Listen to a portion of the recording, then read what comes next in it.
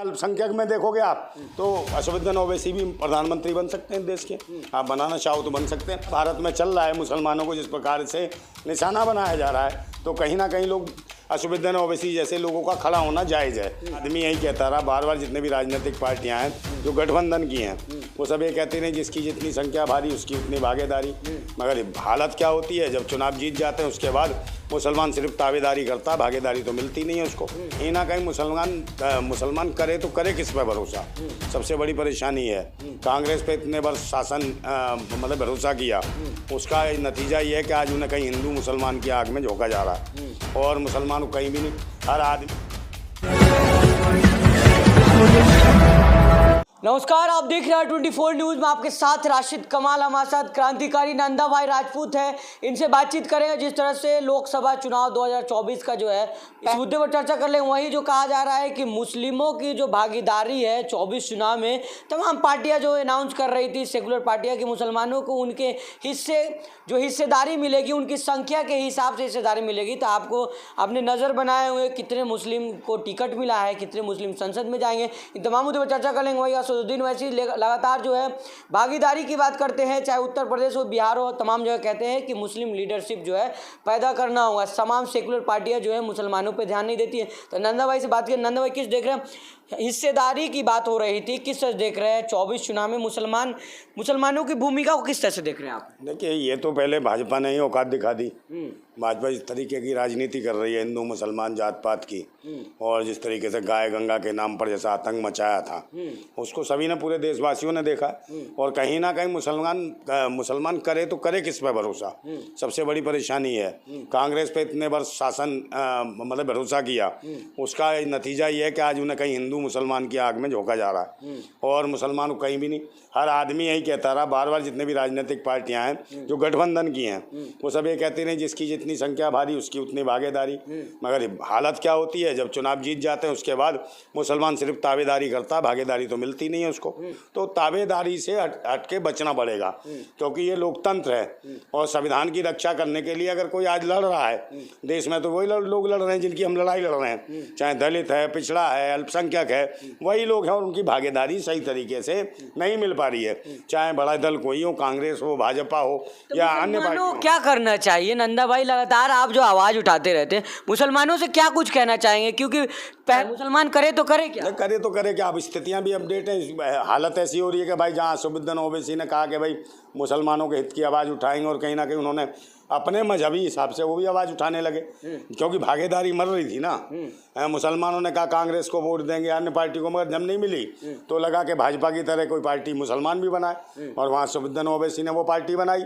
और जब पार्टी बन गई तो उसके बाद उसका जगह जगह विरोध होने लगा बुरी तरीके से, और विरोध होने लगा तो मुझे लगा कि नहीं, असदुद्दीन ओवैसी ने सही किया पार्टी बना के, और हम लोग उसके समर्थक हैं। जैसी उनकी विचारधारा, वो ये तो नहीं कहते हिंदुओं के खिलाफ बोलते हो या किसी के खिलाफ मारने काटने की बात तो नहीं करते, वो तो भागीदारी की बात करते हैं कि मुसलमानों को भी भागीदारी मिलनी चाहिए, हिस्सेदारी मिलनी चाहिए, क्योंकि मुसलमानों में देश की आज़ादी के लिए शहीद हुए हैं, शहादत दी हैं, तो उनकी भी भागीदारी निश्चित रूप से बनती है।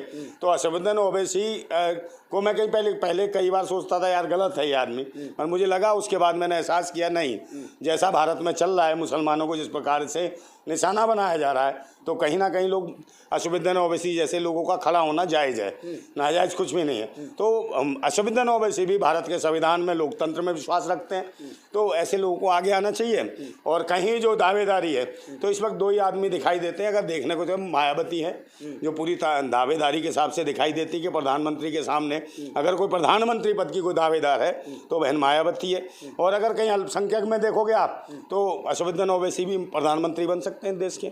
आप बनाना चाहो तो बन सकते हैं, मगर अंदर से जो मजहबी बीमारी है, धर्म की बीमारी जो लगी हुई है, जो जात पात के नाम पे लोगों को बांटा जा रहा है, वोटों के लिए तो बांट लिया जाता है, मगर हिस्सेदारी के नाम पे कहीं ना कहीं ये सब मुंह फेरती हैं, हर एक पार्टियां फेरती हैं। तो इसके लिए कहीं ना कहीं जो एकदम मन साफ करके आना चाहिए पार्टियों को। पहले चरण का है तो सही, मगर भाजपा की हालत बहुत स्थिति खराब है, क्योंकि जो भी है ये जो है एनडीए जो है इस गठबंधन की स्थिति खराब है। कम से कम 100 सीटों में ये स्थिति है कि 100 सीटें जो गठबंधन है, चाहे इंडिया गठबंधन हो चाहे मायावती जी का हो, तो उनकी तरफ 100 सीटें ये जाती हुई दिखाई दे रही हैं। 2 सीटें मात्र भाजपा को दिख रही हैं कि उनकी तरफ भारी हैं और 2 सीटों पर उनकी ताबेदारी दिखती है और कहीं नहीं दिखती। 100 सीटों पर कहीं ना कहीं विपक्ष भारी है। ऐसे ही वो 400 पार का नारा दे रहे हैं, कह रहे हैं भाजपा नेता कि हमें वोट करिए, हमें जरूरत है, संविधान बदलने की बात कर रहे हैं वो लोग। हाँ, संविधान उन्हें जरूरत है। उनकी अम्मा कल कह देगी उनका बाप भी बदलने की जरूरत पड़े, बाप भी बदल देंगे। ये तो वो लोग हैं तो अम्मा से भी पूछा होगा तुमने अपना नहीं सुन रहे हैं भाजपा नेता, देख तो रहे हैं इनके। अभी एक वो दे रहा था, क्या नाम है, महेश शर्मा, कह रहा कि भाई जो मोदी को नहीं मानता वो अपने बाप को नहीं मानता होगा। अबे तो इसका मतलब क्या, हिंदू नहीं है जो मोदी को नहीं मान रहे? कौन कह रहा है? कह तो रहे भाजपा जो कह रहा है भूतनी का, वो अपने बाप की औलाद है कि नहीं? डीएनए चेक करा। दूसरों की माताओं पे लांछन लगा रहा तू ये कह के।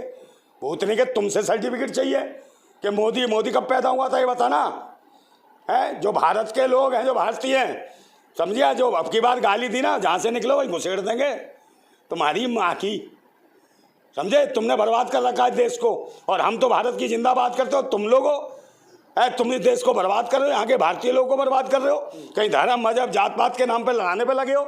हम लोग कहते हैं भाई सबकी भागीदारी है, सबकी हिस्सेदारी है।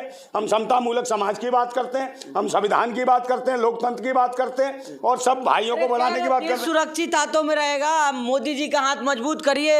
हाँ, गुंडे देख रहे, गुंडे मवालियों को खदेड़ा हो रहा है, जेल में ही उनका इलाज कर दिया जा रहा है। क्या इलाज कर दिया जा रहा है तो बताओ? योगी आदित्यनाथ का भाषण नहीं सुने? इससे बेहतर इलाज होगा, सरकार बदल रही है। जो बोता है वही करता है, इनसे बेहतर इलाज होगा उनका, समझे ना? जिस तरीके से कर रहे हैं आप, जो है ना, कानून है देश का, वो है क्या नाम, अदालत है। कोई आदमी अपराधी है तो उसको कौन सजा देगा भाई? अदालत देगी ना, देश का कानून देगा। पहले कोई सरकार थी ऐसे, आप मुझे बताओ, ऐसे फैसले सरकार लेती थी? अरे सरकार नहीं तो डॉन बैठे हुए, गुंडे बैठे हैं, माफिया बैठे हैं, लुटेरे बैठे हैं, अय्यास बैठे हैं। ये तो वो बैठे हैं राक्षस, भैंसी दरिंदे बैठे हैं, जिन्होंने कभी काम धंधा नहीं किया। आप मुझे बता दो किसने किया? कोई भिखमंगे तो है सब, कोई चिलमची है, कोई भिलमची।